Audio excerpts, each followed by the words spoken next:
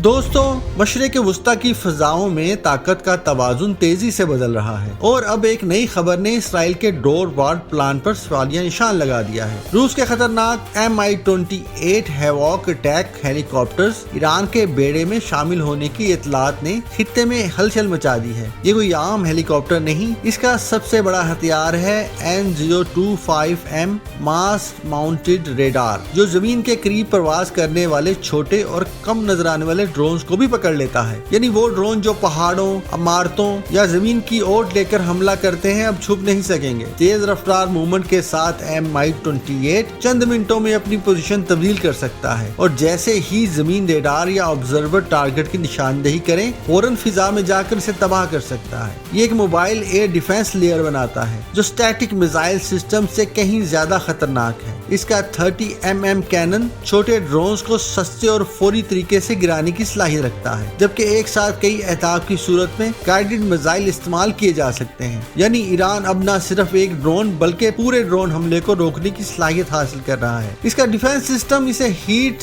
Seeking मिसाइलों से भी बचाता है, जिसका मतलब है कि ये हेलीकॉप्टर दुश्मन के हमले के दौरान भी मैदान में मौजूद रह सकता है। अगर सिर्फ चंद Mi-28 तेहरान के गिर्द तैनात कर दिए जाएं, तो ये मुसलसल फिजाई निगरानी कायम कर सकते हैं और किसी भी ड्रोन ऑपरेशन को इंतहाई मुश्किल बना सकते हैं। ये सिर्फ एक हेलीकॉप्टर की आमद नहीं, बल्कि ईरान के एयर डिफेंस नेटवर्क की नई शक्ल है। अब सवाल ये है कि क्या इसराइल ईरान के खिलाफ ड्रोन हमला इतनी आसानी से कर सकेगा या हर कदम इसे भारी फौजी कीमत चुकाना पड़ेगी।